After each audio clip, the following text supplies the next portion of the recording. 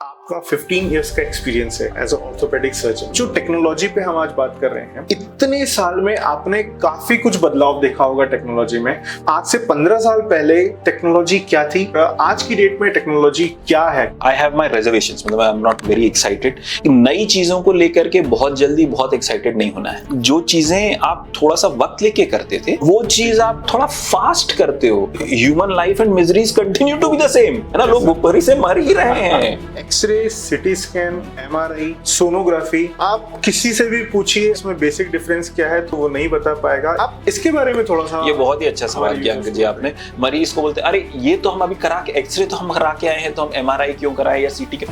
Every modality has a different purpose. एक समय था जब इलाज का मतलब था लक्षण पहचानो, दवाई दो और फिर एक लंबा इंतजार करो पेशेंट के ठीक होने का। पर आज के समय टेक्नोलॉजी के इंटरवेंशन से ये बदल चुका है और मेडिकल सेक्टर में टेक्नोलॉजी ने एक लंबी छलांग लगाई है। तो इसे और बेहतर समझने और आप तक कुछ नया पहुंचाने मैं आया हूं horizon hospital to meet one of the renowned orthopaedic surgeon doctor Pankaj Dwivedi. और चलिए सर से समझते हैं कि how technology is improving medical world. Hello sir, how are you? Sir, इतना बड़ा यूनिट है आपका होराइजन हॉस्पिटल और आज हम टेक्नोलॉजी और हेल्थ इंडस्ट्री के बारे में बात करने वाले हैं। तो सबसे पहले मैं जानना चाहता हूं कि क्या टेक्नोलॉजी होराइजन हॉस्पिटल यूज करता है अपने यूजर्स को, अपने पेशेंट्स को, उनके इलाज को और बेहतर करने के लिए? ओपीडी में राइट फ्रॉम द टाइम जब आपका पर्चा कटता है, तो you know the technology is there to tell you कि आपको किस ओपीडी में जाना है, आपका नंबर कब आएगा, डॉक्टर के पास एवरेज वेटिंग टाइम कितना है, एंड द सॉफ्टवेयर कैलकुलेट्स कि अगर वो रफली इस समय 10 मिनट दे रहे हैं एक मरीज को, आप चौथे नंबर में तो 40 minute, and that is getting displayed in front of the OPD.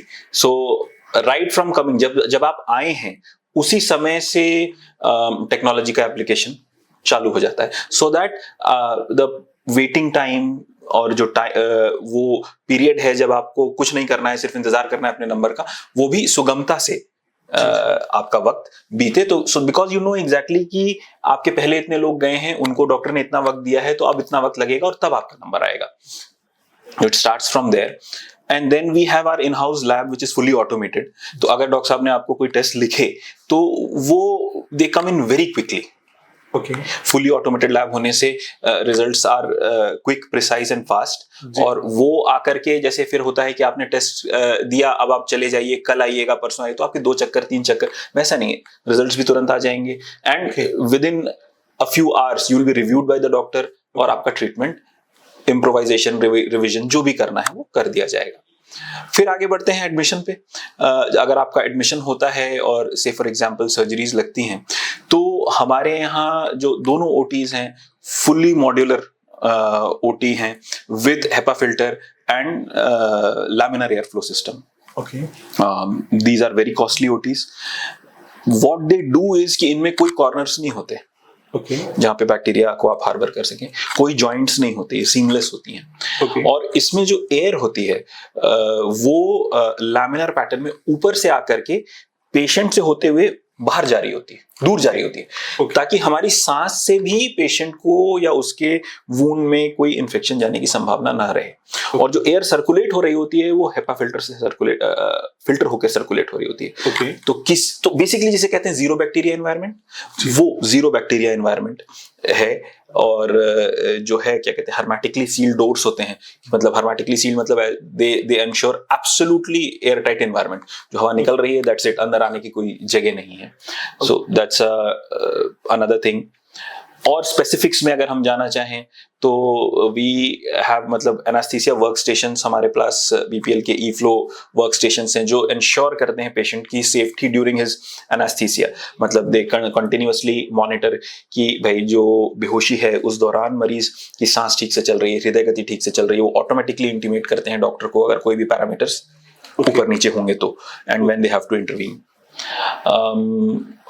अगर हमारे विभाग में आप बात करेंगे तो वी हैव कार्ल स्टोर्स का arthroscopy system which is a full high definition end to end. मतलब हाई डेफिनेशन, पहले तो स्कोपिक सिस्टम को हाई डेफिनेशन होना, और end to end high definition. End to end high definition का मतलब यह है कि जैसे जैसे स्कोप अपने टारगेट ऑर्गन के पास जाता है तो वो ब्लर हो जाता है। यहाँ पे आप अगर सटा भी देंगे तो भी वो हाई डेफिनेशन ही रहेगा। Okay okay. तो जैसे हम कैमरे में देखते हैं कि कैमरे को हमने बहुत ज्यादा जूम किया है, हाँ, इसमें कोई फर्क नहीं पड़ने वाला। The scope is so good कि एट एनी पॉइंट ऐसा आपको कभी आप going in and going out लगातार करते रहते हो, but at all points the image will be high definition, there will not even for a fraction image की क्वालिटी ब्रेक नहीं होगी। So we use that in arthroscopy. Then for laparoscopy, मतलब यानी जो पेट की सर्जरीज होती हैं, जैसे गॉल ब्लैडर की सर्जरी होती है, अपेंडिक्स की सर्जरी होती है दूरबीन द्वारा, वो भी फुल्ली हाई डेफिनेशन स्कोप्स हैं हमारे पास। End to end high definition scopes हैं। हम जो सर्जरीज करते हैं, जैसे ट्रॉमा सर्जरीज करते हैं, स्पाइन सर्जरीज करते हैं, फिक्सेशंस करते हैं, उसमें हमें लाइव एक्सरे चाहिए होता है। तो वी हैव फैंटास्टिक एफपीडीज यानी फ्लैट पैनल डिटेक्टर्स, जो हमें बहुत अच्छी इमेज देते हैं, हमें भी रेडिएशन से बचाते हैं और पेशेंट को भी रेडिएशन से बचाते हैं। एक कॉमन सा क्वेश्चन है लोगों में कि एक्सरे में जैसे रेडिएशन आता है तो बार बार एक्सरे कराने से क्या वाकई पेशेंट को कुछ आगे जाके कोई क्रॉनिक प्रॉब्लम होती है? नहीं, एक पेशेंट के जीवन में तो इतने एक्सरेज नहीं हो जाते कि उसको रेडिएशन रिलेटेड प्रॉब्लम हो। प्रॉब्लम हम लोग को हो सकती है because we are continuously getting expose to X-rays, but then हम उसकी मॉनिटरिंग की जाती है। AARB के माध्यम से हमें अपना TLD बैच दिया जाता है जब every time we enter into the OT, और जो एक्सरे टेक्नीशियंस होते हैं when they enter into the work they wear the badge, और फिर बैच पे रेडिएशन के डोज आते रहते हैं, फिर उसकी मॉनिटरिंग होती है। और अगर आपके परमिसिबल डोज से ज्यादा रेडिएशन हो गया तो फिर उतने दिनों की, महीनों की या हफ्तों की छुट्टी आपको लेनी पड़ती है अपने जॉब से। सो हमारा एक्सपोजर बहुत ज्यादा होता है। पेशेंट के लिए कभी ऐसा नहीं हो जाएगा कि उसको रेडिएशन। एक नई चीज बिल्कुल हमको सीखने को मिली है आज करके कि रेडिएशन से एक्चुअली डॉक्टर्स के लिए भी एग्जैक्टली, बिकॉज पेशेंट कितनी बार एक्सरे कर रहे हैं, हम तो रोज ही कर रहे हैं ना, हम तो लगातार लाइव एक्सरे में ऑपरेट कर रहे हैं। बिल्कुल बिल्कुल सर। सर जैसा कि आपने अभी एक्सरे की बात की हमने अभी, तो एक कॉमन सा क्वेश्चन ये कंफ्यूजन होती है, क्वेश्चन क्या कंफ्यूजन बोलूंगा मैं इसे, कि X-ray, CT scan, MRI, sonography, आप किसी से भी पूछिए अगर कि इसमें बेसिक डिफरेंस क्या है तो वो नहीं बता पाएगा। इवन अगर किसी की हाथ की हड्डी टूटी है तो उसको, वो यूजुअली आजकल थोड़ा एक्सरे तो समझ भी आता है, बट दे डोंट नो कि सोनोग्राफी कब यूज होता है, सिटी स्कैन कब यूज होना है, MRI कब यूज होना है। तो आप इसके बारे में थोड़ा सा। ये बहुत ही अच्छा सवाल किया अंकित जी आपने। This is a very good question, क्योंकि क्या होता है, मरीज को बोलते हैं अरे ये तो हम अभी करा के, एक्सरे तो हम करा के आए हैं तो हम MRI क्यों कराएं या CT क्यों। Every modality has a different purpose and it is good कि आपके माध्यम से हम ये सभी को एजुकेट कर पाएंगे इस बारे में। तो देखिए, अगर हमको हड्डियों के बारे में कुछ जानना है शरीर में कहीं भी, तो हम एक्सरे करेंगे। अगर उसके बारे में बहुत डिटेल में जानना है तो हम CT स्कैन करेंगे। एक्सरे से कई गुना ज्यादा रिफाइंड और डिटेल्ड CT स्कैन है हड्डियों को जानने के लिए। लेकिन उसके सिर्फ शरीर में तो सिर्फ हड्डियां तो नहीं है जी। सॉफ्ट टिश्यूज हैं भाई, ऑर्गन्स हैं, अदर ऑर्गन्स हैं, उनके बारे में हम कैसे जानेंगे? उनके बारे में जानने के लिए अगर वो सरफेस पे हैं, सुपरफिशियल लेवल पे हैं, तो हम अल्ट्रासाउंड कर सकते हैं। यानी आपने सुना होगा ना भाई, पेट का दर्द हुआ तो अल्ट्रासाउंड करा लो। हाँ। तो वहां पे ज्यादा डेप्थ नहीं है, हम ऑर्गन्स को इजीली देख पाते हैं और एक ठीक ठाक सा कंक्लूजन बना सकते हैं। पेट के संबंध में अगर हमको डेफिनेटिव कंक्लूजन चाहिए तो हमको कॉन्ट्रास्ट इनहैंस CT स्कैन करना पड़ेगा। हड्डियों से संबंधित नहीं है, लेकिन कॉन्ट्रास्ट दे करके हम जब CT स्कैन करते हैं तो हम पेट के संबंधित सारी बीमारियों को बहुत अच्छे से पकड़ पाते हैं। लेकिन सॉफ्ट टिश्यू यानी कि मांसपेशियों में कोई तकलीफ है, हड्डी के अराउंड मांसपेशियां जिससे हम चलाते हैं, नर्व्स में कोई तकलीफ है, स्पाइनल कॉर्ड में कोई तकलीफ है, ब्रेन में कोई तकलीफ है, मोटा मोटी तो ब्रेन को जानने के लिए CT स्कैन भी ठीक ठाक इंफॉर्मेशन दे देता है, क्योंकि it is quicker, it is very quick, within seconds हमारे पास इमेजेस आ जाती हैं। एक MRI करने में बहुत टाइम लगता है, 40-45 मिनट लगते हैं।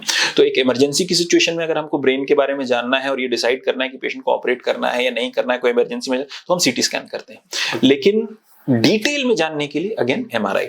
तो सॉफ्ट टिश्यूज के बारे में डिटेल में जानने के लिए हमारे लिए MRI है, मोटा मोटी जानने के लिए अल्ट्रासाउंड है, वैसे ही हड्डियों के बारे में मोटा मोटी जानने के लिए एक्सरे है और डिटेल में जानने के लिए CT स्कैन है। ये बहुत ही, मतलब मैंने आपको क्रूड एक डिफरेंशिएशन लैंग्वेज में, यस, बहुत क्रूड डेफिनेशन।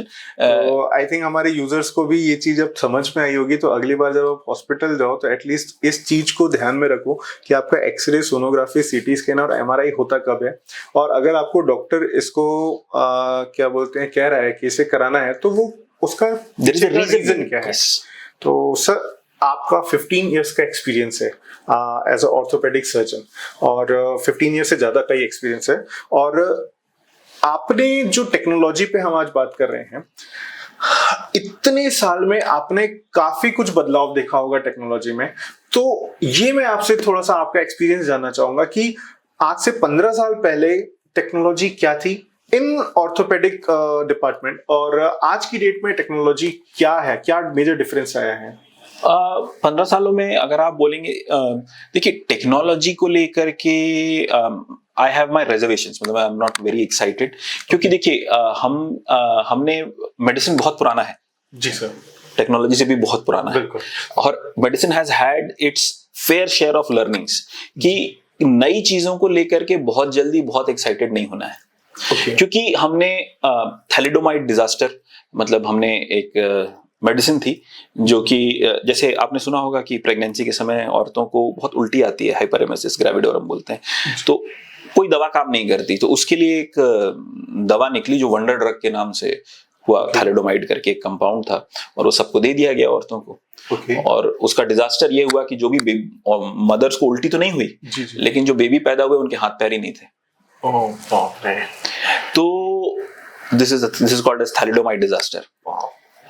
इसी तरह से जब हम जॉइंट रिप्लेसमेंट में आए तो हमने बहुत अच्छी प्रोग्रेस की, और एक दौरान हमने कई सारे एक्साइटमेंट्स में हिप में हमने बोला कि भाई, इनफैक्ट फन फैक्ट जब मैंने अपना एग्जाम लिखा था 2009 में, तो मैंने ये आंसर लिख करके हाईएस्ट पॉइंट्स अचीव किए थे कि मेटल ऑन मेटल हिप जो है वो दुनिया का बेस्ट हिप है, क्योंकि हमको हमारी उस समय यही नॉलेज थी, हमको यही पढ़ाया जा रहा था, और इसको बेस्ट हिप की तरह से।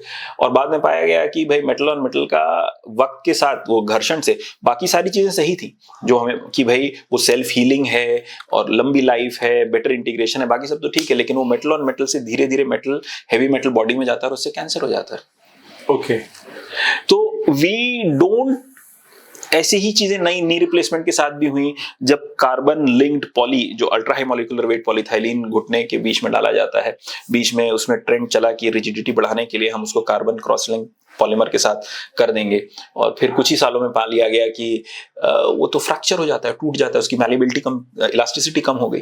तो मैं टेक्नोलॉजी के इम्प्लीमेंटेशन से कोई वो, जैसे मैंने अभी आपको बताया कि हम इतनी सारी टेक्नोलॉजी यूज करते हैं, लेकिन being to excited too early, I have my reservations. Okay, इस कैविएट के साथ हम आगे बढ़ेंगे।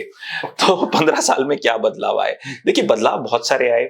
हम जो मटेरियल्स यूज करते हैं उनमें, उनके बनाए जाने की प्रक्रिया में, इनफैक्ट जो ग्रेटर फ्लेक्शन, मतलब हम नी और हिप पे ग्रेटर फ्लेक्शन अचीव कर सकें, इस तरह के इम्प्लांट्स डिजाइन हुए, बेहतर लॉन्जिविटी दे सकें, इस तरह की प्रक्रियाएं की गई। मतलब इसमें सिर्फ टेक्नोलॉजी नहीं, इसमें केमिस्ट्री भी इन्वॉल्व है, इसमें blast process of making those implants वो इन्वॉल्व है, उसकी वजह से उनकी लॉन्जिविटी, मैलिएबिलिटी, पहले आप सुनते रहे होंगे ना कि इनको तो ये इम्प्लांट लगा है तो एमआरआई नहीं हो सकता, नहीं, अब वो भी हो सकता है, टाइटेनियम इम्प्लांट्स अवेलेबल हैं। तो there has been a lot of change, no denying that, but अपने नॉलेज, अपने डिजायर फॉर एक्सीलेंस को हम टेक्नोलॉजी का क्रच, मतलब एक टेक्नोलॉजी का वॉकर देने की कोशिश ना करें।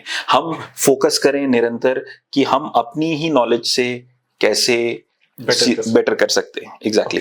क्योंकि देखिए, जो भी टेक्नोलॉजी है उसका data set, existing data set को यूज करता है, वो कैसे यूज करता है पता नहीं। जैसे मेडिसिन में क्या होता है कि आप कोई भी चीज करें, जैसे मान लीजिए मैंने कोई इलाज किया और मैंने पाया कि यार ये तो बहुत सक्सेसफुल होता है, तो ऐसा नहीं है कि मैं उसको पब्लिश कर दूंगा और सब लोग कल को मान जाएंगे।